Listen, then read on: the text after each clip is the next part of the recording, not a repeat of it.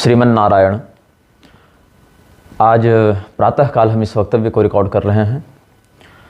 अब अपलोड कब होगा ये तो राम जाने, लेकिन इसको बना कर रख देते हैं। भगवान के बहुत से ऐसे प्रसंग जो शास्त्रों में वर्णित हैं और जो संत महात्माओं के द्वारा भी समयानुसार अपने साहित्य में अभिव्यक्त किए जाते हैं, उनमें बहुत से ऐसे शब्द होते हैं या बहुत सी ऐसी कथाएं होती हैं जो जनसामान्य को भ्रमित कर देती हैं।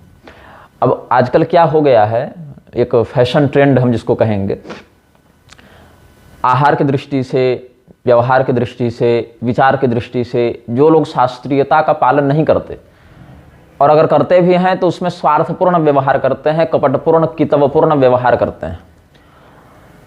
ऐसे लोगों के लिए शास्त्रों को समझना और उन पर शास्त्रानुकूल व्याख्यान करना कठिन हो जाता है। फिर भी ऐसे लोग शास्त्रों पर जब वर्णन की शैली में कुछ विवेचन करते हैं और अर्थ का अनर्थ करते हैं तो हमें कष्ट होता है।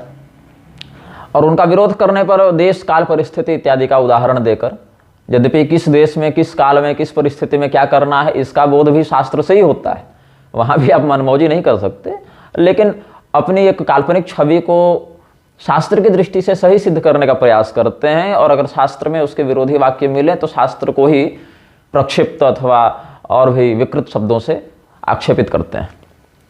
अब कल क्या हुआ कि वृंदावन में एक हमारे सुहृत हैं पंडित अनुराग कृष्ण शास्त्री, उन्होंने मुझे एक संदेश भेजा और उनके संदेश के कारण ही हम ये वीडियो बना रहे हैं।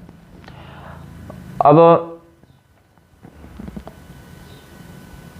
जो यह विषय है बहुत स्पष्ट है और इसमें कोई वैसे भ्रम की बात भी नहीं है कि कोई बहुत अंदर के रहस्यमयी वार्ता हो जिसको बताना बहुत उत्तम कोटि के व्यक्ति का ही कार्य हो। और हम जैसे सामान्य व्यक्ति या सामान्य अध्येतागण भी इन विषयों में मोहित नहीं होते, लेकिन फिर भी जनसामान्य के हितार्थ पहले हमने सोचा कि इस विषय पर एक लेख लिख दें।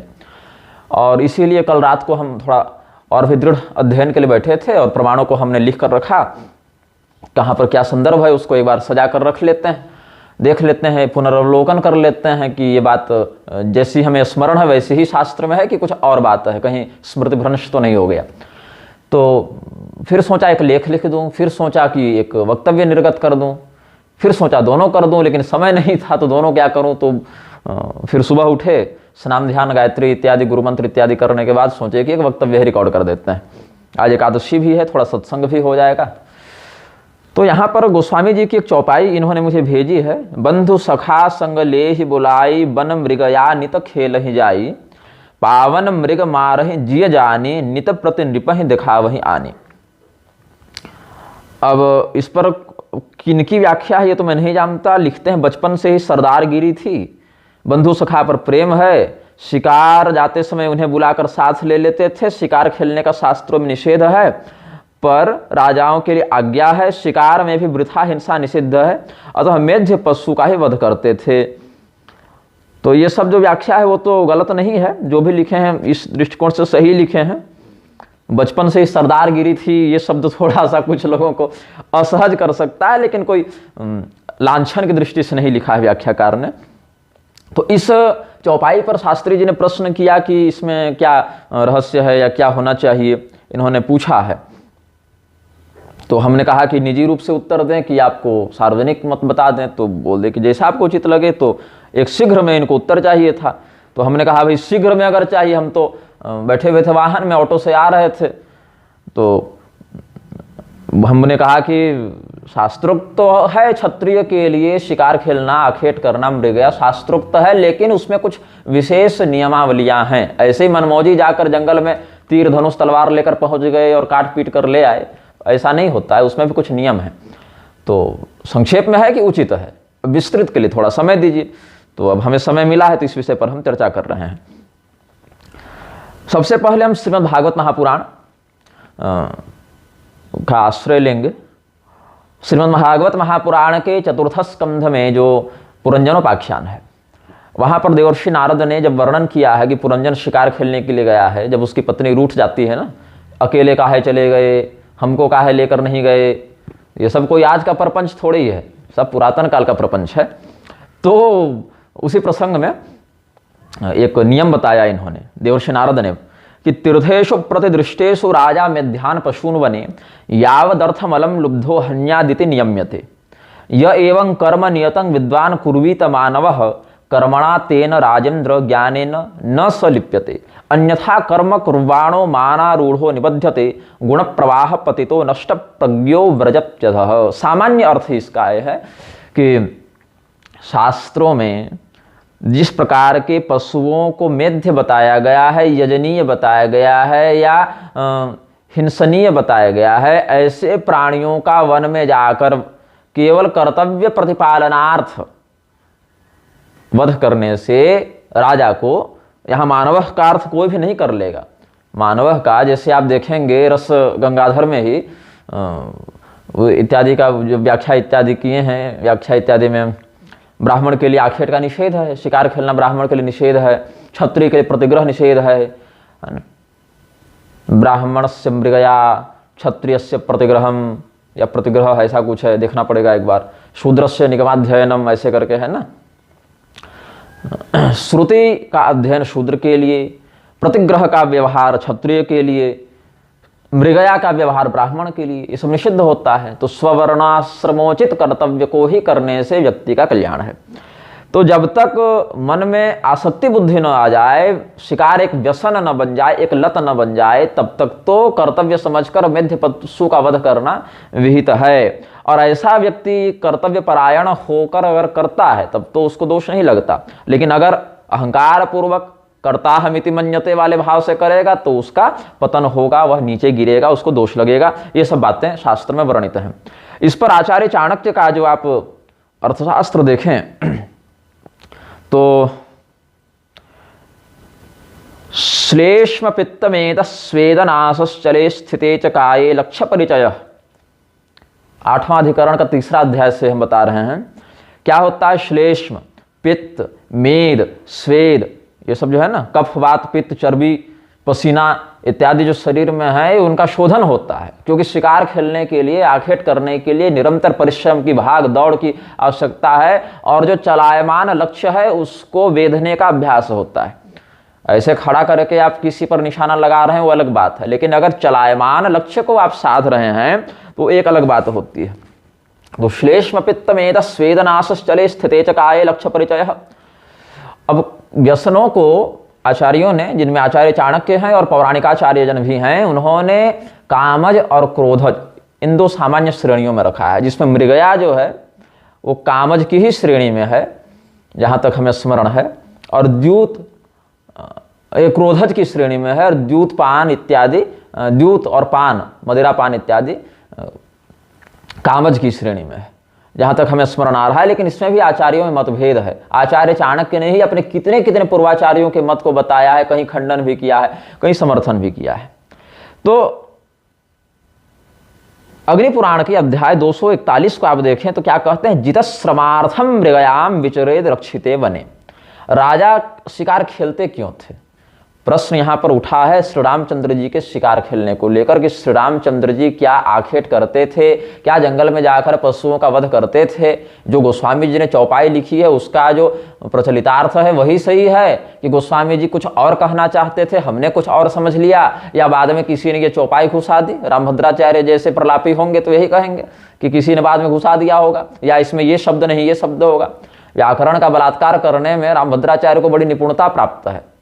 बलात्कार करते हैं, यौन संबंध नहीं है, बलात्कार एक शास्त्रोक्त शब्द है। किसी भी तत्व की मर्यादा का विहिंसन करके बलपूर्वक उससे व्यवहार करना बलात्कार कहते, बलात् क्रियते इति बलात्कार। चीत्कार, फूंकार, हठात्कार भी है, बलात्कार भी, ये सब शब्द है ना। अहंकार भी एक शब्द है, नमस्कार एक शब्द है, तो फटकार ये सब है, फुतकार सर्पों के लिए है। अब यहां पर कहते हैं जितश्रमार्थम मृगयाम विचरेद रक्षिते वने। ऐसे जंगल में जो सुरक्षित किया गया है जन समुदाय के लिए, हर जगह आप शिकार नहीं खेल सकते। जो नियत स्थान है वहीं पर आप शिकार कर सकते हैं और जितश्रमार्थम कर सकते हैं। क्यों? राजाओं को निरंतर अभ्यास की आवश्यकता है, युद्ध के लिए उनको निरंतर जैसे आप अभ्यास नहीं करेंगे तो अचानक से अब 10 साल से आप युद्ध लड़े नहीं हैं, अचानक से शत्रु का आक्रमण हो गया, पहुंच गए, 10 बाण चलाने के बाद आपके बाहु में कंपन आ गया, मांसपेशियां अकड़ गई, थोड़ा सा ज़्यादा गदा घुमा दिए तो क्या हुआ कि ये चला गया। अब युद्ध का अभ्यास जो होता है घर में, महल में, अखाड़े में, वो हिंसक नहीं होता है। वहाँ पर अब मॉक ड्रिल अलग है ना, मॉक ड्रिल अलग है, वो अभ्यास, युद्धाभ्यास एक अलग विषय है, लेकिन वास्तविक युद्ध अलग विषय है। अब वास्तविक युद्ध के लिए जंगल में शिकार का नियम है कि आपको उतने लड़ने का, उतने भाग दौड़ का अभ्यास बना रहे, आपको थकावट पर विजय प्राप्त हो जाए। पता चला कि राजा साहब जो हैं गए शत्रु से लड़ने और 10 तीर चलाने के बाद इन्हेलर लेना पड़ गया तो राजा साहब भी चले जाएंगे और प्रजा साहब भी चले जाएंगे।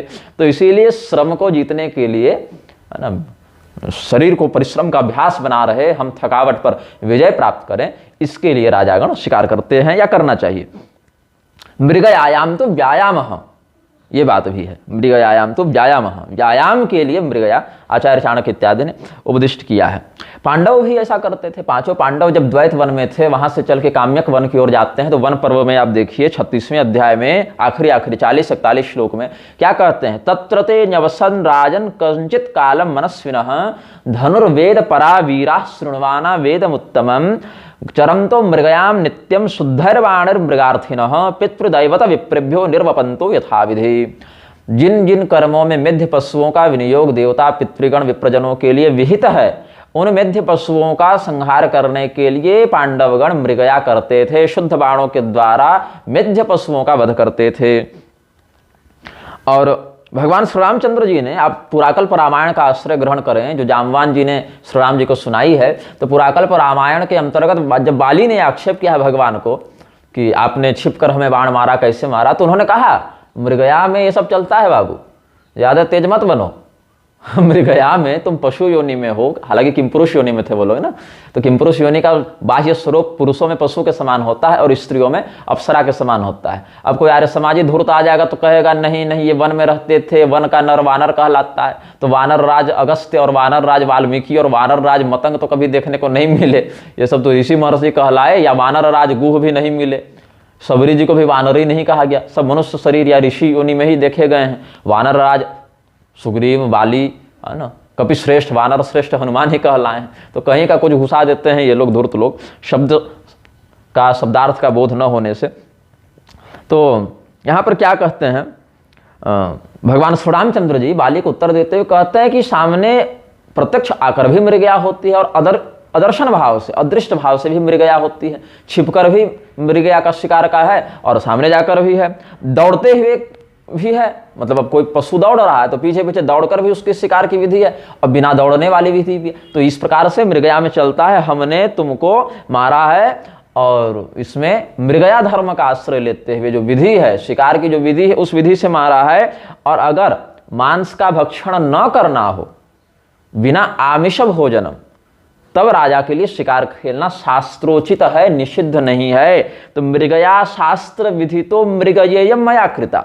पुराकल्प रामायण में भगवान बाली को क्या उत्तर देते हैं कि मृगया में जो शास्त्रीय विधि है, शिकार की जो विधि है, उससे हमने तुम्हें मारा है। और शिकार में ये सब विधि चलती है कि चाहे सामने से मारो, चाहे छिपकर मारो, दौड़ते हुए मारो, चाहे खड़े रखकर मारो, लेकिन अगर मांस भक्षण नहीं करना है तो मृगया क्षत्रिय के लिए, राजाओं के लिए विहित है, ये धर्म है उसके लिए। मृगया शास्त्र विधितो मृगयेयम मया कृता दर्शनाभ्याम च धावता धावता तथा अवरोहात् परं स्थानं सात्विकानां प्रभिद्यते राज्ञश्च मृगया धर्मो विना आमिष भोजनम, ये भगवान कहते हैं। लेकिन यहाँ आसक्ति भाव नहीं होनी चाहिए, ये नहीं कि लत लग जाए। अब स्त्री गमन ही है, अपनी पाणिग्रहिता पत्नी से ऋतुकाल में, शुद्ध तिथियों में, रात्रि में रमण करना धर्म है, मतलब एक पुरुषार्थ है। काम पुरुषार्थ के अंतर्गत धर्मा विरुद्धो भूतेषु कामोऽस्मि भरतर्षभ, तो धर्म से अविरुद्ध काम है, धर्म के मर्यादा अनुशासन के अंतर्गत रहने वाला काम है, वो धर्म है। लेकिन वही लत बन जाए, वही लत बन जाए तो व्यभिचार हो जाता है, पतनकारी हो जाता है, कुकर्म दुष्कर्म हो जाता है।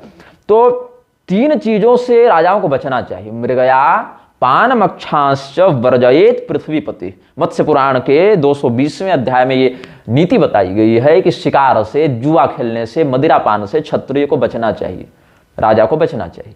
हालांकि ये भी अनुशासन है कि द्यूत क्रीड़ा संतुलित भाव से क्रीड़ात्मक रूप में कर सकते हैं।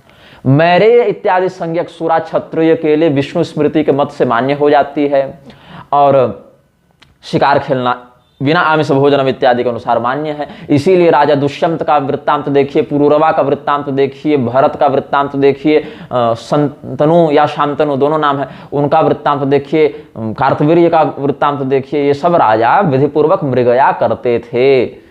ये जो श्रेष्ठ राजाओं में, अनुकरणीय आदर्श चरित्र वाले राजाओं में गिने गए हैं। वो परशुराम जी वाला उनका थोड़ा व्यक्तिगत था, वो कुछ पर्दे के पीछे की बात है, जो सहस्रार्जुन से परशुराम जी का झगड़ा हुआ है, उसके विषय में कभी बाद में लेख और वीडियो बनाएंगे। बहुत से ब्राह्मणों और क्षत्रियों में, ऐसे ब्राह्मण जिनमें ब्राह्मणत्व नहीं रहा और ऐसे क्षत्रिय जिनमें क्षत्रियत्व नहीं रहा, वो जय दादा सहस्रार्जुन और जय दादा परशुराम में जो भीड़े चले हैं, ये परशुराम और सहस्रबाहु के पीछे के पर्दे के पीछे के रहस्य को नहीं जानते। एक नारायण के अवतार थे, एक सुदर्शन चक्र के अवतार थे, और क्यों पृथ्वी पर आए थे, किस उद्देश्य से आए थे, क्या इनका महात्म्य है, नहीं जानते।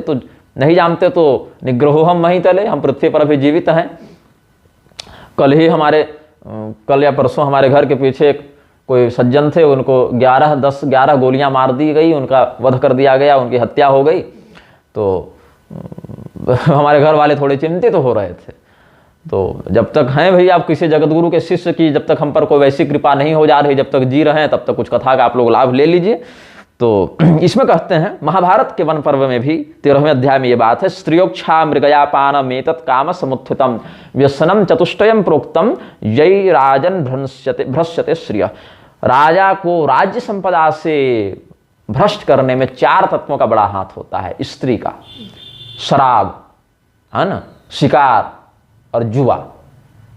स्त्री मतलब पत्नी नहीं, व्यसन में आ जाए, यौन लोलुपता हो जाए, तो यौन लोलुपता बस स्त्रीगमन, जिह्वा लोलुपता बस मदिरापान, और जुआ खेलना, जुए की लत लग जाना, या क्या बोले शिकार, आखेट की लत लग जाना। इनसे राजा का ये व्यसन है, ये सब बुरी आदतें हैं।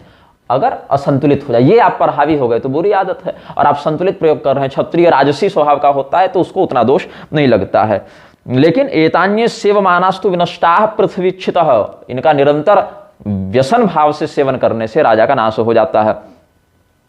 अब महाभारत के अनुशासन पर्व में 178वें अध्याय में भगवान जब बैठे हैं भीष्म पितामह के पास, युधिष्ठिर जी बैठे हैं, ऋषि महर्षि बैठे हैं, जहाँ राजधर्म का अनुशासन, दान धर्म का अनुशासन, मोक्ष धर्म का अनुशासन बताया जा रहा है, उसी अंतर्गत जो है अनुशासन पर्व, उसमें कहते हैं, आरण्याः सर्वदैवत्याः सर्वशः प्रोक्षिता मृगाः अगस्त्येन पुरा राजन मृगया येन पूज्यते रक्षणार्थाय भूतानां हिंस्रान् हन्यान् मृगान् पुनः नात्मानमपरित्यज्य मृगया नाम विद्यते समतामुपसंगम्य रूपम हन्यान्नवान् नृप अतो राजर्षयः सर्वे मृगयां यान्ति भारत न हि लिप्यन्ति पापेन न चैतत् पातकं भुवि।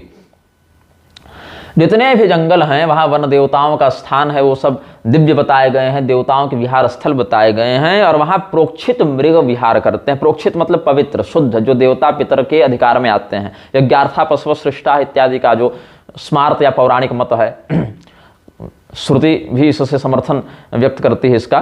तो अगस्त मुनि के अनुसार ये मत है कि चूंकि सभी जंगल देवताओं के अधिकार में हैं और सभी वनस्थ जीव प्रोक्षित मृग देवताओं के हैं, इसीलिए मृगया को पूजनीय बताया गया है, शिकार को पूजनीय बताया गया है। अब कहेंगे कि भैया जब वो जंगल देवता का है और मृग देवता के हैं तो उनको मारना तो गलत हो गया, फिर आपराधिक कृत्य हो गया, फिर उसकी पूजा क्यों होती है, इसको प्रशंसनीय क्यों बताया गया? तब कहते हैं रक्षणार्थाय भूतानां हिंस्रान् हन्यान् मृगान् पुनः।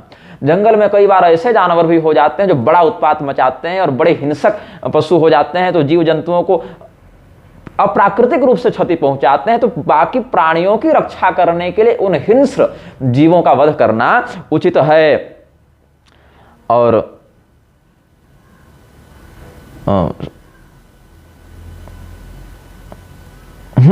केवल विलासता के लिए, केवल किसी बढ़िया जीव को देख लिए तो उसकी सुंदरता पर मोहित होकर हम मार दिए कि उसको ले आएंगे, चमड़ी खींच लेंगे और ये करेंगे, उसको नहीं कहते।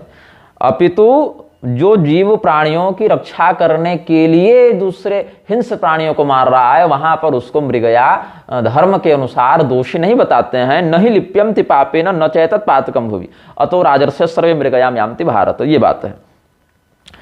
अब बाकी तो बता ही दिए हैं। हाँ, अब भगवान श्री रामचंद्र जी की बात थोड़ा कुछ कर लें।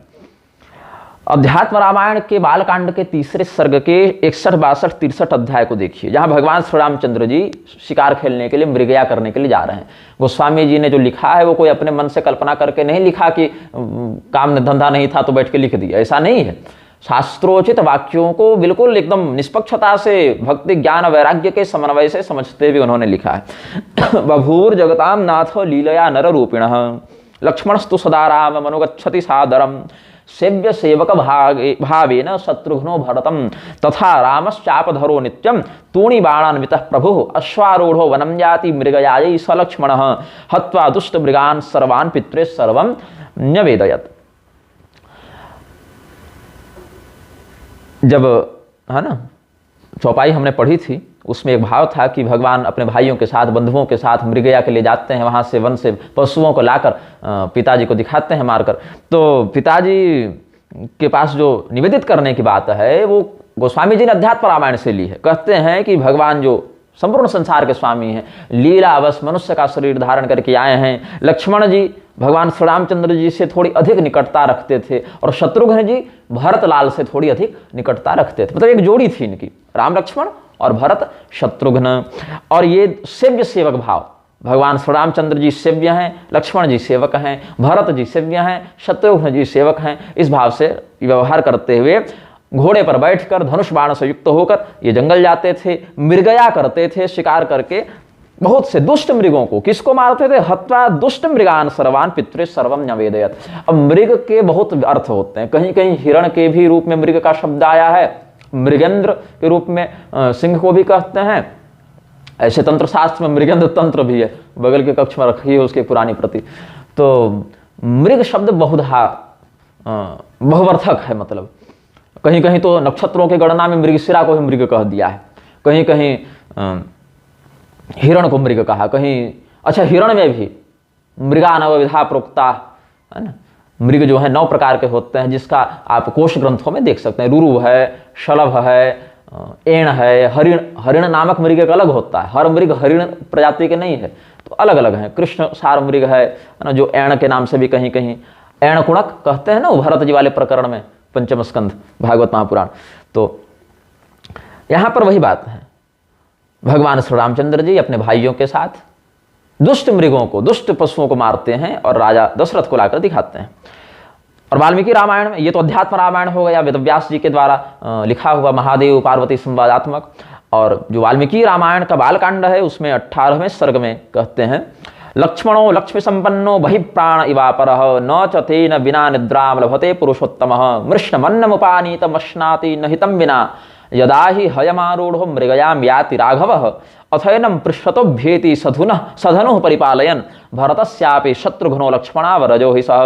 भाव है, लक्ष्मी संपन्न, श्री संपन्न लक्ष्मण जी भगवान श्री रामचंद्र जी के बहिस्थ प्राण हैं। बहि मतलब बाहर, बाहर जैसे प्राण तो अंदर होता है, लेकिन ये ऐसे प्राण हैं जो अंदर नहीं बाहर हैं। लेकिन जैसे प्राण के बिना व्यक्ति निद्रा नहीं ले पाता, मतलब प्राण अगर असंतुलित हो जाए, घबराहट लगे, प्राण उत्क्रमित हो जाए तो व्यक्ति को बेचैनी होती, नींद नहीं लगती, भोजन खाना पीना विश्राम सब कुछ छूट जाता है। वैसे लक्ष्मण जी के बिना भगवान को नींद नहीं आती, भोजन नहीं करते, घूमते फिरते नहीं। तो ये भाव है कि लक्ष्मण जी भगवान श्री रामचंद्र जी के चलते फिरते बाहर स्थित प्राण हैं। और ऐसे ही भरत और शत्रुघ्न जी का व्यवहार बताया। और जब भी भगवान श्री रामचंद्र जी घोड़े पर आरूढ़ होकर मृगया के लिए जाते थे तो उनके पीछे पीछे धनुष बाण इत्यादि धारण करके लक्ष्मण जी, भरत जी, शत्रुघ्न जी ये सब चलते थे। ये वाल्मीकि जी ने बालकांड में आर्ष रामायण के, वाल्मीकि रामायण के नाम से जिस रामायण की प्रसिद्धि है। ऐसे तो अध्यात्म रामायण, वाल्मीकि रामायण और लोमस रामायण, पुलस्त रामायण, वशिष्ठ रामायण, महारामायण, सत्य रामायण, पुराकल्प रामायण, आनंद रामायण, अद्भुत रामायण, जितने हैं 100 करोड़ रामायण वाल्मीकि जी के ही हैं। लेकिन जब विभाजन हुआ था तो अलग अलग ऋषियों के हिस्से में जो रामायण आया तो उन्होंने अपने अपने नाम से शिष्यों को पढ़ाया, बताया। तो फिर वाल्मीकि जी के नाम से 4 रामायण अभी प्रसिद्ध हैं। आर्ष रामायण, जिसको आप लोग प्रधान वाल्मीकि रामायण के नाम से जानते हैं, फिर आनंद रामायण, अद्भुत रामायण, योग वासिष्ठ रामायण, ये सब बातें हैं। अब हम बड़ा कष्ट प्राप्त करते हैं कई बार, क्योंकि कथाएं इतनी सुंदर सुंदर हैं शास्त्रों में, और सुनाने की हमें इच्छा भी होती है, सुनने वाला कोई नहीं मिलता। अब इस मामले में सूत जी महाराज बड़े सौभाग्यशाली हैं। तो सूत जी ने एक रामायण सुनाई है शौनक जी को। ऐसे तो पौराणिक रामायण उन्होंने सुनाई है, लेकिन पुराकल्प रामायण जो है वो तो पद्म पुराण के अंतर्गत मिल जाएगा आपको। मार्कंडेय रामायण के कुछ भाग आपको महाभारत में मिल जाएंगे, तो ये सब तो खैर हैं। लेकिन सत्य रामायण जिसको सत्य उपाख्यान, सत्य उपाख्यान ये भी कहा जाता है, तो ये सत्योपाख्यान जो है वो भगवान सूत जी ने श्री शौनकादि ऋषियों को सुनाया। अब सत्योपाख्यान जो है, इसका नाम क्यों है, इसके विषय में कहते हैं कि सत्या और विमला, ये अयोध्या के 2 नाम बताए गए हैं। और सत्याच विमलाच एवं पुरी चाद्या प्रकीर्तिता अयोध्या नाम विख्याता वेदे लोके तथैव च। और सत्या सीता जी को भी कहते हैं। सत्याम अयोनिजाम सीताम इंदिराम मेनरे स्त्रियः। और भगवान श्री रामचंद्र जी तो सत्य है ही, है ना। रमते योगिनो यस्मिन सत्यानंदे चिदात्मनि इति रामपदे नासो परब्रह्माभिधीयते। और आद्यापुरी जो है सत्या, विष्णु आद्यापुरी सत्या तस्या महात्म्यदृशम, या उद्यता युधदुर्दंडा सत्याया सम्मुखम गताः अयोध्यापि महावीर्या यथा नाम तथा गुणाः। तो ये सब क्यों सत्यापुरी क्यों कहते हैं? जो असत्यवादी पापी होते हैं वो अयोध्या के पास जाते हैं तो अयोध्या के प्रताप से वो नष्ट हो जाते हैं। अब आज तो देखिए तीर्थसारस्ततो गतः अत्युग्र भूरि कर्माणो नास्तिका और जनाः ते प्रतिष्ठन्ति तीर्थेषु तीर्थसारस्ततो गतः। इसके कारण तो अयोध्या ही कितनी पीड़ित तो हो गई है पापियों के कारण। इस पर कभी बाद में चर्चा करेंगे। अब जो शिकार की बात है, कैसे प्राणियों को भगवान मारते थे और मारने के बाद उन प्राणियों का होता क्या था, इसके विषय में भगवान के आक्षेप का विस्तार से वर्णन सत्य रामायण में या सत्योपाख्यान में सूत जी ने किया है। अब इसके कुछ प्रकरण हम आपको यहाँ बताते हैं, और कभी अगर वैसा प्रसंग बना तो ये दिव्य कथानक जो अब संसार से लुप्त होते चले, अप्रचलित होते चले, पता नहीं कथाकार सब करते क्या है मंच पर बैठकर। इतनी सुंदर कथाएं हैं, इतनी दिव्य कथाएं हैं, उनको कहना छोड़ के और तमाशाबाजी में लगे रहते हैं, जहाँ की कभी निकाल देंगे, कभी क्या गीत गाने लगेंगे, कभी कुछ, मतलब इतनी कथाएं हैं कि व्यक्ति प्रतिदिन घंटों बोलता रहे और पूरा जीवन निकल जाए। कथा हरि अनंत, हरि कथा अनंता, ऐसे थोड़ी कहा गया है। तो अब भगवान के एक बड़े अभिन्न मित्र रहे। अलग अलग कल्पों में इस मित्र का पद, इस मित्र के किरदार, इस मित्र का अभिनय अलग अलग जीव करते हैं। शिव पुराण के अनुसार एक भील था, वो भगवान की बड़ी आराधना करता था, तो फिर बाद में वो निषाद राजगुह के रूप में आया। सत्यनारायण कथा में भी आगे है ना, एक सत्यनारायण भगवान का भक्त था, वो भी भील निषाद राजगुह के रूप में आया। तो ये बड़े भगवान के अभिन्न सखा रहे। तो भगवान से कहते क्या हैं, मृगयात्र त्वया कार्य ह्यात्म तोषण हेतवे। राम जी के पास आए हैं निषाद राज और कहते हैं प्रभु, अभी राम जी का विवाह नहीं हुआ है, ये विवाह से पहले की बात है। राम जी अभी बच्चे हैं। बच्चे क्या हैं, मतलब नव किशोरावस्था में बस घुसने की तैयारी में है। तो भगवान के पास इनके मित्र आए हैं निषाद राज और कहे कि प्रभु चलिए हम लोग शिकार खेल कर आते हैं, हम लोग मृगया करके आते हैं। क्योंकि निषाद राज जंगल में रहते थे और वनवासियों का कर्तव्य और अधिकार दोनों है शिकार करना, उनकी आजीविका भी उससे जुड़ी हुई है। तो क्षत्रियों के समान कई बार धर्मपूर्वक भी और कई बार धर्म का सम्यक परिज्ञान न होने से अधर्म वाली भी ये लोग कर लेते थे शिकार की वृत्ति। लेकिन यहाँ पर श्री रामचंद्र जी ने कहा चलो ठीक है, तो दुष्ट प्राणियों को मारना है तो वैसे थोड़े खड़े खड़े मार पाएंगे। तो शिकारी कुत्ते भी होते थे राजाओं के पास। वाल्मीकि रामायण में भी वर्णन है कि इतने कुत्ते भिजवाए गए। तो कुत्ते का अर्थ ये थोड़े है कि आप साथ में खिला पिला सुला रहे हैं, बापे बना कर रखे हैं कुत्ता को। बाप जो है सो एक अंधेरे कमरे में पड़े हुए हैं पिताजी और भोजन के लिए तड़प रहे हैं, और कुत्ता के लिए जो है सो डाइट आ रहा है वहाँ, डॉगी फूड। तो ऐसा नहीं, शिकारी कुत्ते अलग होते थे राजाओं के पास जो इन सभी कार्यों में मदद करते थे। तो जाल बिछाने वाले कुशल जालकों को ले आओ, जालधारियों को ले आओ, कुशल शिकारी कुत्तों के संचालकों को ले आओ। अब हम लोग चलते हैं तो भगवान के पीछे पीछे और बहुत से और भी चले, उनके मित्र गए, सैनिक गए, सेवक गए, सब गए। तो मांडवी ऋषि के आश्रम के पास ये सब पहुंचे शिकार करने के उद्देश्य से। तो मांडवी मुनि ने कहा देखो यहाँ हम तो शिकार करने देंगे नहीं। अब ऋषि महर्षियों का हृदय थोड़ा विशेष करुणा युक्त होता है। भगवान से ज़्यादा करुणा तो किसी के पास नहीं कर, भगवान तो अहेतुक करुणा करते हैं। भगवत भक्त भी वैसी ही वृत्ति को परिलक्षित कराते हैं। भगवत भक्ति के कारण भगवत भक्त भी करुणायुक्त हो जाते हैं।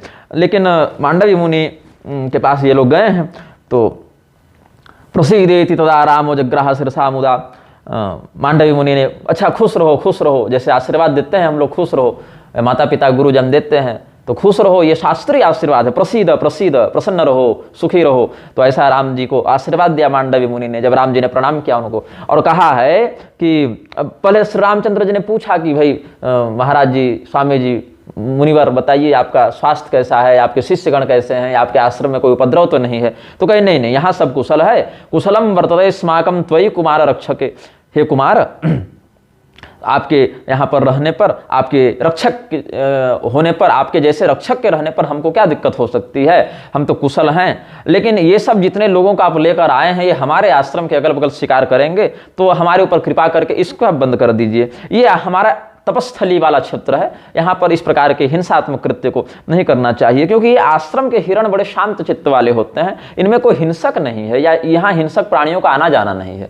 तो आश्रमस्थान मृगान हमति तेषाम दोषो महान भवेत। जो आश्रमस्थ निर्भय विचरण करने वाले अहिंसक जीवों को मारता है, उसको तो बड़ा दोष लगता है। ऐसा कीजिए, यहाँ से आप दक्षिण दिशा की ओर जाइए और वहां बालुका नाम की आपको नदी मिलेगी। बालुका नदी को आप, छोटी नदी है, जंगली नदी है, पार कीजिएगा तो गोमती मिल जाएगी। तो गोमती के किनारे किनारे के जंगलों में आप ये क्रीड़ा कर सकते हैं, आखेट खेल सकते हैं। तो श्री रामचंद्र जी ने कहा ठीक है। तो आगे फिर निषाद राज गुह को कहा भैया तुम रास्ता दिखाओ, तुम इधर के स्थानीय हो। तो निषाद राज गुह भगवान के साथ आगे चले हैं मार्ग दिखाते हुए। जगमुर वनांतरम सर्वे गुहेन दर्शिताध्वना वनाद वनांतरम जगमुह क्रीड़ार्थम तेच राघवा। फिर बहुत कुछ वृक्षा नाना विधान फुल्लान ऋतुराजेन सर्वतः, ये वसंत ऋतु का काल था। ददर्श रामो भगवान कुर्वन क्रीड़ा मने कथा। ये सब सत्य रामायण सत्योपाख्यान से बता रहे हैं। अब आगे बढ़े तो यहाँ तो वसंत ऋतु की सौंदर्य वृत्ति का वर्णन है, तो फिर कुछ हंसी मजाक कर रहे हैं भगवान अपना, इधर उधर खेल कूद रहे हैं, ये सब वर्णन। हाँ, अब आगे देखिए जो 46वां अध्याय है सत्य रामायण का, सत्योपाख्यानम का, वहां कहते हैं सूत जी, अथ रामोपि धर्मात्मा वसंतोत्सव मनमभूत मृगयाया मृतिम चक्रे सखिभिः सह बुद्धिमान स्वगणेन समायुक्तम। यहाँ तालविषय है, स्वगणेन मतलब कुत्तों के झुंड के साथ।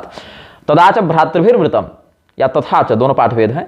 वनम विवेश रामो ही गुहेन सखिभिस्तथा। भगवान क्या किए हैं, धर्मात्मा। कैसे श्री रामचंद्र जी, राम विग्रहवान धर्म ही भगवान की आत्मा है, धर्मस्वरूप भगवान श्री रामचंद्र जी, धर्मात्मा श्री रामचंद्र जी। शिकार खेलने में अपना मन लगाते हैं। बसंतोत्सव करने के बाद शिकार खेलने के लिए अपने बुद्धिमान मित्रों के साथ, और जो सेवक शिकारी कुत्ते लेकर आए थे उनके साथ जंगल में प्रविष्ट होते हैं शिकार खेलने के लिए। और गगनम छादयामास हयस्य खुररेणुभिः चललक्ष्य निपाते च रामभ्यासम चकारः। उनके घोड़ों की टाप से जो धूल उड़े उससे आकाश ढक गया। और क्यों गए राम जी, तो चल लक्ष्य निपाते च रामभ्यासम चकारः। जब हिंसक प्राणी इधर उधर दौड़ते हैं तो चलायमान लक्ष्य को वेधने का अभ्यास जो है वो भगवान श्री रामचंद्र जी उन पर करते हैं।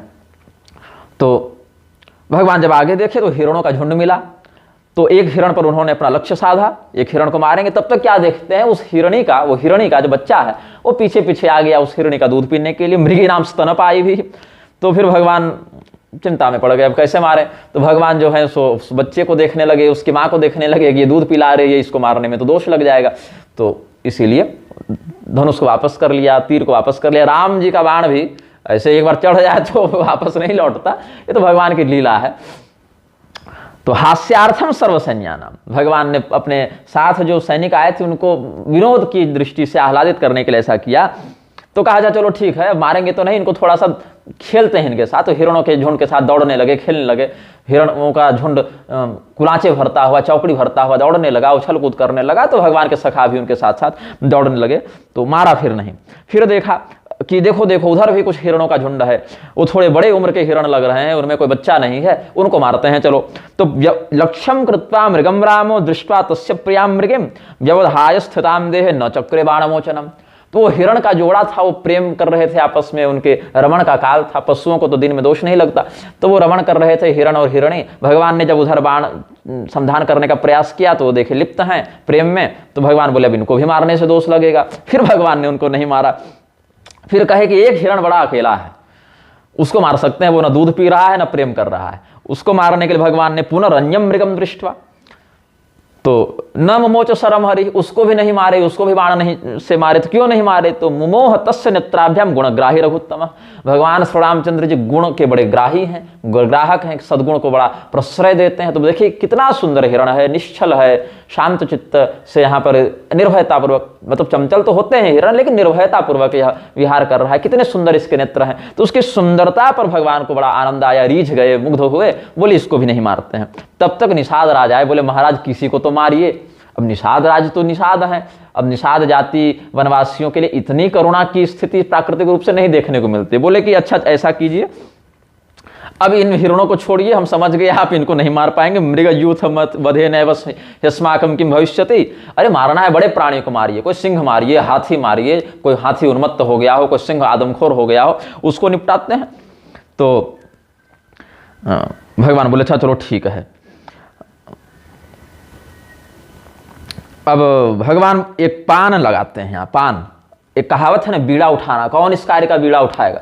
तो एक बीड़ा रखते थे पहले राजा लोग, तो एक बीटी का पान की एक बीड़ा वहां पर रखे भगवान और बोले कि ऐसा है अब हम नहीं मारेंगे किसी को, अब तुम लोग बहुत पराक्रम अपना बता रहे हो, बहुत कर रहे हो, हम ये हैं वो हैं, तुम लोग जाकर मारो, और ये बीड़ा जो उठाएगा उसको सिंह मारना पड़ेगा।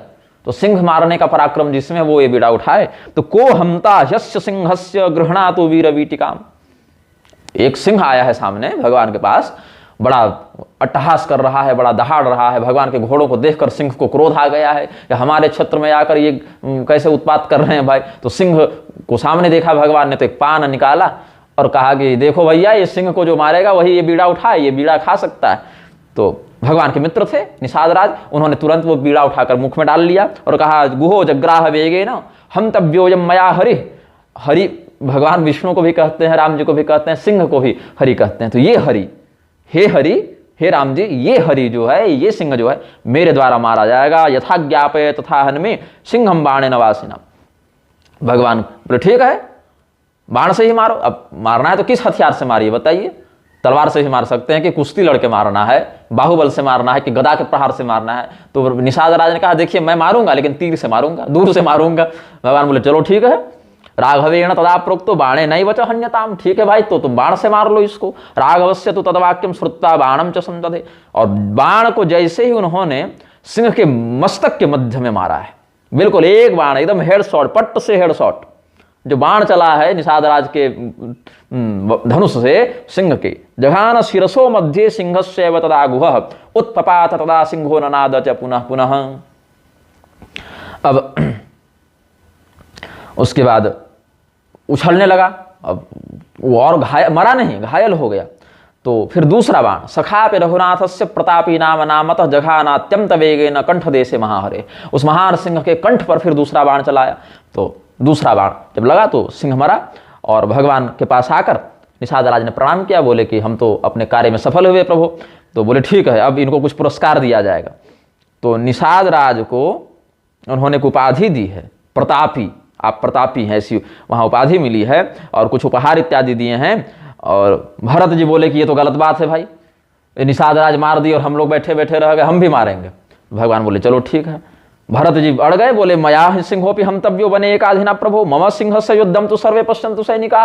सिंह मारने वाले अकेले पराक्रमी हैं क्या निषाद राज? अरे हम भी पराक्रमी हैं, हम भी बहुत सिंह मारे हैं, आज हमारे पराक्रम को भी सैनिक गण देखें। तो राम जी बोले देखिए ऐसा है ना, अब सिंह मारकर क्या पराक्रम दिखाइएगा, भगवान के भाई हैं, प्रेम करते हैं ज्यादा, बोले सिंह से क्यों भिड़ाएं आपको। अरे क्षत्रियों का पराक्रम तो युद्ध में देखा जाता है, क्षत्रियस्यैव शूरत्वम रणे चैव यशो नहीं, तो यहाँ मारना उचित नहीं। बोले नहीं प्रभु आप न योगमीह से हरौ भो भो भ्रात श्रृणुस्वेदम न योगमीह से हरौ। तो बोले कि अब हमको भी मारने दीजिए। बोले अच्छा भाई साहब जाइए लेकिन अकेले मत जाइएगा, आप सैनिकों के साथ जाइएगा, राजा के पुत्र है ना भाई, जिम्मेदारी हो जाती, भगवान के छोटे भाई लेकर आए हैं। निषाद राज तो उम्र में बड़े थे, नित्य निरंतर जंगल में रहना है, बाघ भालू शेर से उनको भिड़ना है, तो उनको अभ्यास तो कुछ और था, ये राजकुमार है तो भगवान थोड़ा राजशाही प्रोटोकॉल के कारण बोले आप सैनिकों के साथ जाइएगा। गम्यताम सखी भी, मित्रों के साथ जाइए। गम्यताम सखी भी सार्धम हन्यताम चैव केसरिम आज्ञप्तो रघुनाथे न जगाम भरतो हरिम। तो आगे बढ़े, फिर एक और सिंह मिला।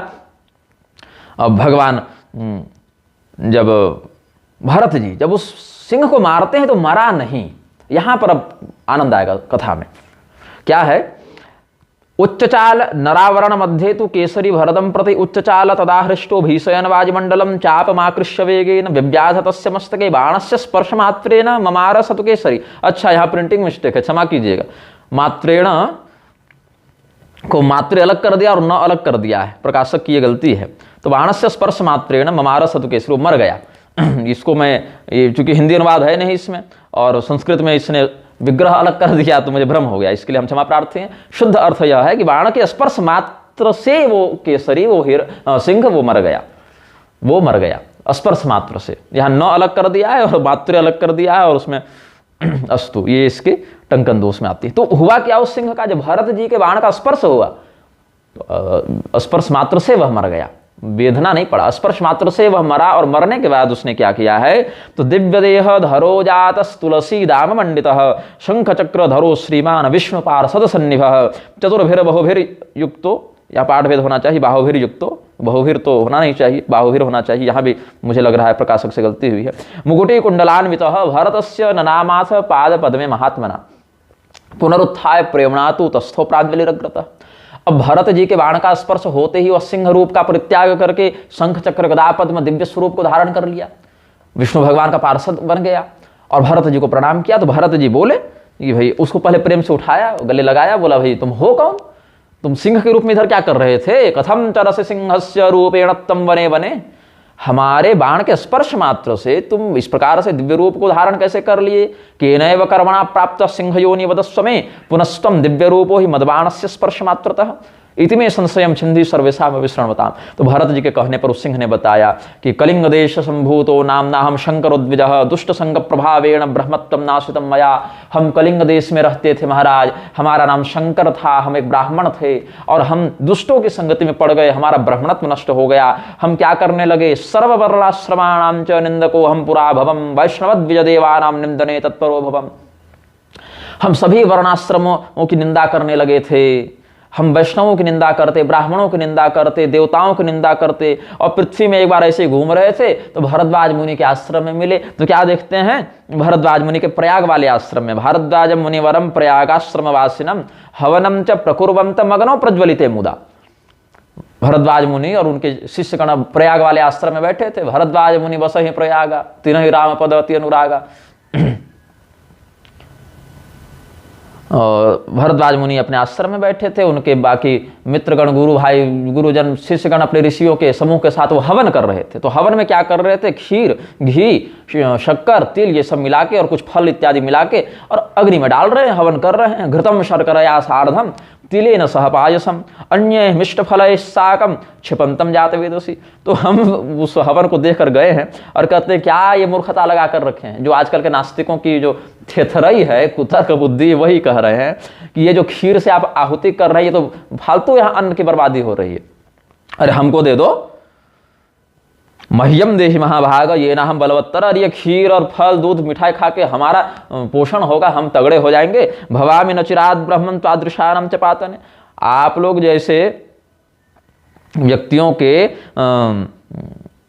जो ये दुराग्रहपूर्ण कृत्य है उनको रोकने के लिए हम आए हैं। ये सब खीर हमको दे दो, फल हमको दे दो। यहाँ तो अन्न का उपद्रव हो रहा है, अन्न की बर्बादी हो रही है ना। ये जो अग्नि में आप डाल रहे हो ये तो भस्म हो जा रहा है। तो ये तुम्हारे द्वारा कौन सी मूर्खता का कृत्य किया जा रहा है? अरे हमें खिलाओ, हम सिंह के समान ताकतवर हो जाएंगे। तो ब्राह्मण देवता क्रोधित हो गए, बोले भैया ये तो शास्त्र की विधि है ना, देवताओं को इसी माध्यम से पोषण प्राप्त होता है, ये याज्ञिक विधि है।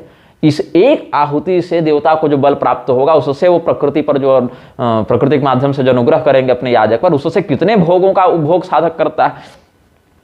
तो भरद्वाज मुनि क्रोधित हो गए और कहे ब्रह्मबंधो किमे तप्ते व्याहृतम वेद निंदनम वेदो नारायण साक्षात तेने वाराध्यते हरि हृदयम तव सिंहत्वे तस्मात् सिंहो भविष्यति।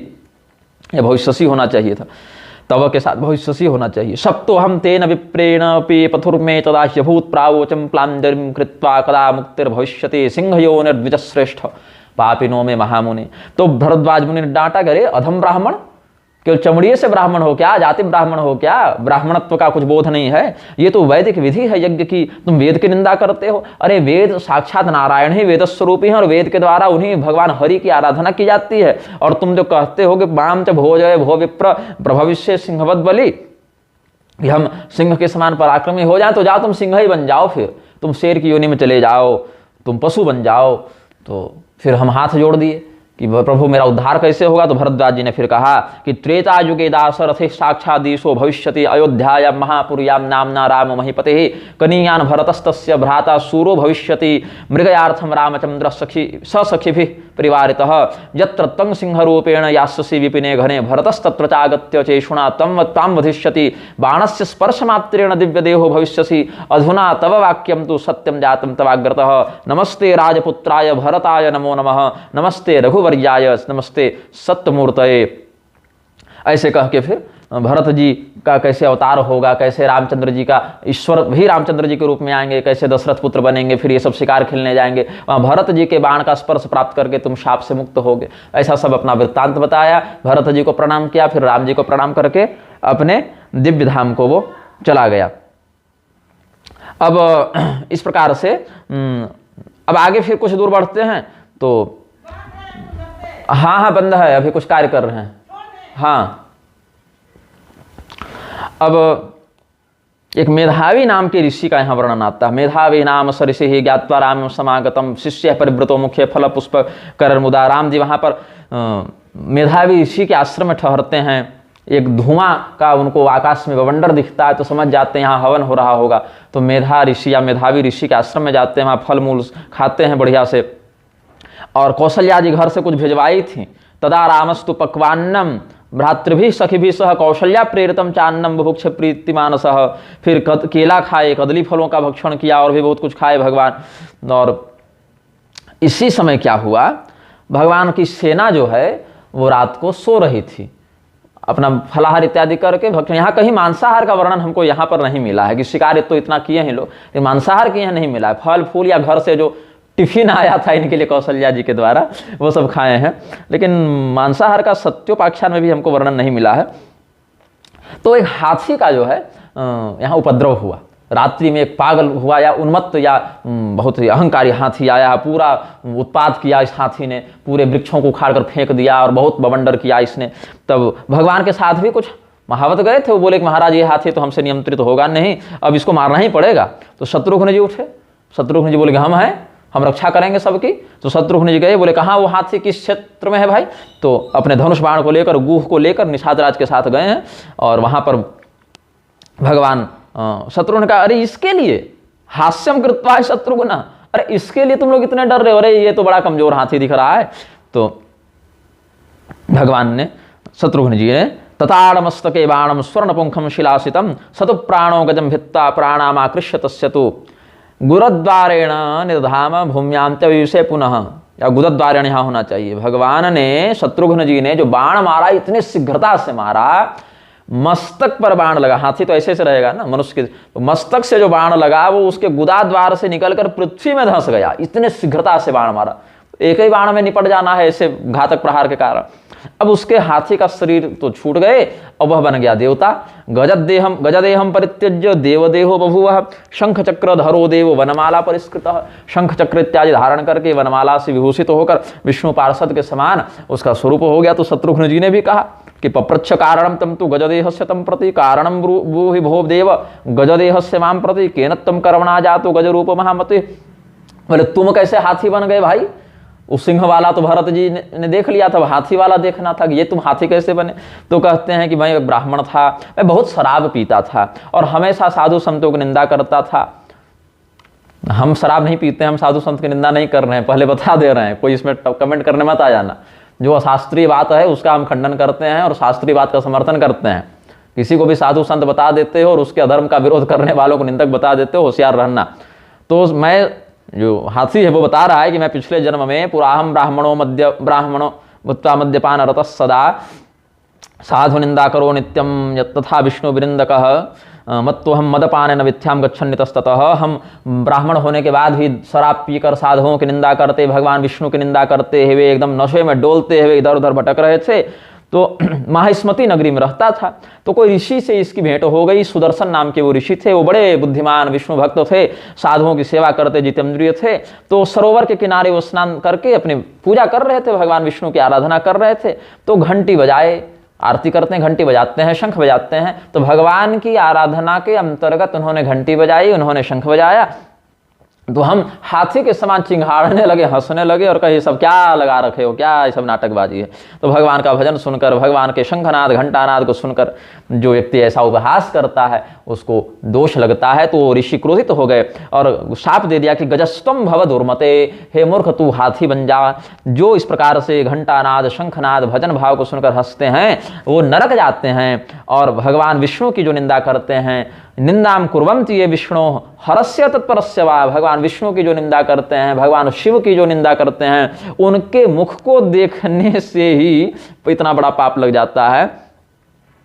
और इसीलिए तुम पतित हो जाओ, तुम हाथी के शरीर में चल जाओ। तो फिर ये जो मदिरापाई ब्राह्मण थे वो प्रणाम किए, बोले महाराज हमारा उद्धार कैसे होगा। तो कहे सुदर्शन ऋषि कहे कि त्रेता युगे अयोध्यायाम राजा दशरथो किल भविष्यति महाप्राज्ञस्तस्य पुत्रो हरिस्वयं राम लक्ष्मण भरत शत्रुघ्ना इति संज्ञया खेटकार्थे कुमारास्ते गमिष्यन्ति वने वने गोमत्याः पुलिने रम्ये वासस्तस्य भविष्यति गंधमाघ्राय सेनायाः गजानां तं गमिष्यसि त्वदीय गंधमाघ्राय विद्रविष्यन्ति ते गजाः अर्धरात्रे महाघोरे जाग्रतः शत्रुघातिनः तस्य बाणप्रहारेण गजत्वं तं त्यजिष्यसि अंघ्रिस्पृष्ट्वा तदा तस्य प्रयास्यसि परम पदम। देखो त्रेता युग में अयोध्या में राजा दशरथ होंगे, भगवान विष्णु ही उनके 4 पुत्र के रूप में आएंगे। फिर वे सब शिकार खेलने गोमती नदी के तट पर जाएंगे, वहां पर तुम रहोगे। उस समय तो उनकी सेना के हाथियों की गंध से तुम उत्तेजित होकर आ जाओगे, उत्पात करोगे। उस समय रात्रि में शत्रुघ्न जी पहरे पर होंगे, तो उनके बाण के प्रहार से तुम्हारे हाथी के देह का नाश होगा। फिर इन्होंने प्रणाम किया, जब देवता बन गए ना, तो इदानीम तस्य वाक्यम तु सत्यम जातम तु राघव, हे रघुनंदन शत्रुघ्न जी, आज वो सुदर्शन ऋषि की वाणी सत्य हुई है। आप साक्षात सुदर्शन चक्र के अवतार हैं, रघुवर शिरोमणि हैं, आपको हम प्रणाम करते हैं, आपकी हम अभ्यर्थना करते हैं। इदानीम तस्य वाक्यम तु सत्यम जातम तु राघव, नमस्ते चक्र रूपाय रघुवर्याय ते नमः। ऐसे शत्रुघ्न जी की आराधना करके फिर राम जी के पास जाकर उनका दर्शन करके प्रणाम करके ये अपने दिव्य धाम को चले गए। तो भगवान श्री रामचंद्र जी फिर आगे की यात्रा में निकले हैं। तब तक लक्ष्मण जी बोले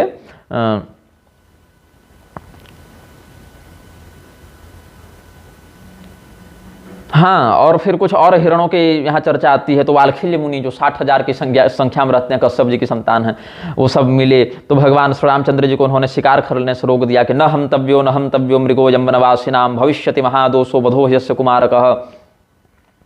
तो भगवान श्री रामचंद्र जी एक हिरण को यहाँ पर मारे हैं। कहते हैं कि धूर्तोयम मृगराजस्थु आश्रमस्थो न संशय। कोई हमको लग रहा है कि अन्य ग्रंथों के आश्रय से कोई राक्षस था जो हिरण के रूप में आया था, उसको धूर्त है, जैसे मारीच आया था ना, वैसे भगवान ने वध किया है। तो वाल्खिल्यों ने मना कर दिया, बोले नहीं, ये उस प्रकार के यहाँ पर हिरण नहीं विचरण करते, मार दिए तो मार दिए, अब इसको मत मारिए आगे। तो भगवान ने क्षमा मांगी कि क्षम्यताम अपराधम में बालकस्य महामति अजानता मया चैव युवयोर्द्रावितो मृग, कि उस हिरण को मारने के चक्कर में आपके आश्रम के हिरण भी बड़े भयातुर हो गए, इसलिए हम क्षमा चाहते हैं। तो बालखिल्य बोले कि देखिए आपने अनजाने में किया, अनजाने का तो खैर दोष नहीं, और आप तो ईश्वर हैं तो आपको तो ऐसे भी कोई दोष नहीं, लेकिन फिर भी अब मर्यादा पुरुषोत्तम है तो मर्यादा की रक्षा करने के लिए हमने इतनी आपको आपत्ति कर दी। अजानताम न दोषोस्ति चेश्वराणाम च किम पुनः मर्यादा पालिता राम त्वया वै धर्म भीरुणा। और वहीं आशीर्वाद दिया है कि राजा जनक के यहाँ 4 बच्चियां हैं। जनकस्य गृहे संति कुमारियः वेद संख्या, वेद की संख्या मतलब 4 की संख्या में वहाँ कुमारी हैं, उनसे आप लोगों का विवाह होगा। विवाहो भवताद वीर कुमारिणाम किले कदा, एक समय आपका विवाह वहाँ पर होगा। ये बालखिल्यों का आशीर्वाद वहाँ पर मिला है। अब लक्ष्मण जी, अब ये सब आगे कुछ दूर गए हैं, तो लक्ष्मण जी बोले कि भैया यहाँ पर हमारे जीजा जी का घर है। लक्ष्मण जी कहते हैं कि अब हम लोग इस क्षेत्र में आ गए हैं जहाँ श्रृंगी मुनि ऋषि श्रृंग का आश्रम है, तो हम चाहते हैं कि एक बार उनसे भी मिल लें। वर्तते मुनि शार्दूलो ऋषि श्रृंगो निजाश्रमे दर्शनम च करिष्यामः वयम तस्य महामुने। तो वहाँ पर उनके और भी शिष्यगण थे, वो उन्होंने कहा कि ठीक है, अभी आप दर्शन करने आए हैं बढ़िया है, लेकिन गुरुजी अभी अग्निहोत्र कर रहे हैं, तो आप लोग दोनों का जो है मिलन हम करवाएंगे, भेंट करवाएंगे आपको गुरुजी से, तब तक आप विश्राम करें, आप भी उतनी दूर से थक कर आए हैं, गुरुजी भी अपने अग्निहोत्र में बैठे हैं, थोड़ी आप यहाँ पर विश्राम करें। तो वहाँ पर केवल श्रृंगी मुनि नहीं है, वहाँ पर उनकी पत्नी जो शांता देवी है, वो राम जी की बहन है, वो भी वहाँ पर हैं। तो श्रीमताम संगमम चास्ते प्रतीक्षण शांतया स, तो शांता देवी बोली कि हमारे भाई सब आए हैं, तो बड़ा एक कोई भी बहन इतने दिनों के बाद अपने भाई को देखेगी तो बहुत प्रेम से स्वागत करती है। तो श्री रामचंद्र जी को धनुष इत्यादि उधर ही छोड़कर आए थे। तो शांतापि भगिनी तस्य रामस्य परमात्मनः पाद्यमर्घ्यम विधायाथ चक्रे निराजनम ततः अंतलेन ममार्जाथ रामस्य मुखपंकजम सहोदराणां च सर्वेषां वदनानि ममार्ज च ऋषिशृंगोऽपि चागम्य चाश्रवादमुवाच च रामादयस्तु ते सर्वे जगृहुः पादपंकजम। सैनिकों को राम जी वहीं छोड़ गए थे, केवल 4 भाई को लेकर, मित्रों के साथ कुछ विशिष्ट लोगों को लेकर आए थे कि आश्रम में पूरी भीड़ लेकर जाना क्या आवश्यक है। तो शांता ने देखा हमारे भाई सब आए हैं, तो राम जी के पास गई, उनके पैरों को धोया, उनको अर्घ प्रदान किया, उनकी आरती उतारी अपने भाई की, और अपने आंचल से, साड़ी के आंचल से भगवान के मुख को पोंछा कि अरे बड़ी दूर से पसीने से थक कर आए, देखो तो कितनी धूल लग गई है। और बाकी भाइयों को भी बहुत प्रेम से व्यवहार किया, उनके भी चेहरे को अपने आंचल से पोंछा और उनसे सत्कार का व्यवहार किया। ऋषि सिंह भी तब तक आए, उन्होंने भी आशीर्वाद दिया, सभी भाइयों ने मिलकर अपने बड़े बहनों को प्रणाम किया है। ये सब कितनी सुंदर मर्यादा है, कितनी सुंदर बात है, और ये इतनी सुंदर कथानकों को लोग उपेक्षित कर देते हैं, अपनी काल्पनिक वार्ताओं से समय को व्यर्थ नष्ट करते हैं। फिर बोले कि भाई तुम इतने सैनिकों को उधर छोड़कर क्यों आ गए हो? अरे सबको लेकर आओ, सभी सैनिकों को, सेवकों को लेकर आओ। बोले महाराज हजारों हजार हैं, कैसे प्रबंध होगा? बोले अरे यहाँ खीर खिला के 4 पुत्र हो गए राजा दशरथ, तुम बात करते हो भाई, हम सब कर लेंगे। योग माया प्रभावेण शन्नानि ससृजे पुनः भोजयामास प्रेमणा च सैन्यान सर्वान मुनीश्वरः। सभी सैनिकों को हम भोजन कराएंगे, हमारे पास तपस्या का योग बल इतना है, हम सब के लिए पर्याप्त अन्न यहाँ पर प्रबंध कर देंगे। फिर सबों को भगवान ऋषिशृंग ने अपने योग माया के प्रभाव से, अपने बच्चे के समान वात्सल्य भाव से परिपोषित किया। फिर राम जी ने पूछा कि अगर अब हम अयोध्या जाने के लिए तैयार हैं, बहुत दिन हो गए शिकार खेलते हुए, अब अयोध्या जाएंगे तो कुछ आदेश हो हमारे लायक, तो बताइए। श्रृंगी मुनि ने कहा कि और तो कुछ नहीं है, अब वापसी में सरयू जी के ही तट से होकर लौटना था। बोले और तो कुछ बात नहीं है राम जी, गम्यताम रघु शार्दूल मम कार्यम विधाय च, कि आप जा रहे हैं अच्छी बात है, मेरा एक काम करते हुए जाइए। एक मगरमच्छ रहता है बगल में सरयू जी के तट पर, वो बड़ा दुष्ट मगरमच्छ है, कोई उधर नहाने के लिए जाए उसको पकड़ कर मार देता है, तो जरा उससे भी मिलते हुए जाइए। राम जी बोले ठीक है। ग्राहो ही वर्तते राम सरय्यांग निर्मले जले यदा कदाचित भीषयते नरान निर्णय तुमागता। राम जी बोले कोई बात नहीं, इतने प्राणियों का वध करने वाला ये ग्राह मेरे द्वारा दंडनीय होगा। तो भगवान गए वहां पर, नदी में प्रविष्ट हुए, और जब वो ग्राह उधर से आया तो भगवान श्री रामचंद्र जी ने अपना बाण निकाला और उसके मस्तक पर प्रहार किया। तो बाण स्पर्शन मात्रेण देहम त्यक्त्वा दिवंगतः, बाण का प्रहार होते ही वो अपना शरीर त्याग करके स्वर्ग में चला गया। फिर भगवान से सभी ऋषि महर्षि गले मिले, और भाई पूरी की पूरी सेना के साथ ये सब वापस अपने घर में आ गए। तो इस प्रकार से 5 दिनों का, पंचमे दिवसे प्राप्तम रामम प्राणस्म प्रियम राजमार्गेण गच्छन्तम यजुः दर्शनकांक्षया, 5 दिनों का इनका ये आखिर सत्र चला है। फिर भगवान ने, निषाद राजगुह ने मारा था ना, बाघ सिंह मारा था ना, तो एक खड्ग राजसी पुरस्कार उनको दिया है, उसमें सोना का पूरा बढ़िया कारीगरी का काम किया हुआ था। तो ये कहते हैं सूत जी महाराज कि किम मया बहुधा वाच्यम सर्व पुण्य फलम त्विदम, ये सब राम परक कथानक सभी प्रकार के पुण्य को प्रदान करने वाले हैं, कितना बताएं। व्यास प्रसादा ज्ञानामि श्री राम कृपया तथा, एक तो हमारे गुरु जी वेद व्यास जी की कृपा से हम जानते हैं, और दूसरे हमारे इष्ट भगवान श्री रामचंद्र जी की कृपा से हम जानते हैं। इसके बाद भगवान के विवाह इत्यादि का वर्णन आगे है, बहुत दिव्य है। अब कितना कहूँ, अब वीडियो बहुत लंबा हो रहा है, मैं भी जा रहा हूँ थोड़ा गीता पाठ इत्यादि करने के लिए, आज एकादशी है, तो बाद में फिर कभी, अब भगवान की कथा का कोई अंत थोड़ी है। तो ये सब मैंने बताया। भगवान श्री रामचंद्र जी दुष्ट प्राणियों का वध करते थे, और वध करने के बाद भी उनको दिव्य गति प्राप्त होती थी, ये भाव है। तो भगवान श्री रामचंद्र जी की आखेट करने के संदर्भ में कोई संदेह नहीं करना चाहिए, कोई इसमें कुमति का प्रसारण नहीं करना चाहिए। ये सब शास्त्रीय कथानकों को शास्त्रीय परंपरा सिद्ध अर्थ के आधार पर ही ग्रहण करना चाहिए और उसी रूप में प्रसारण करना चाहिए। श्रीमन्नारायण हर हर महादेव, नमश्चंडिकाय।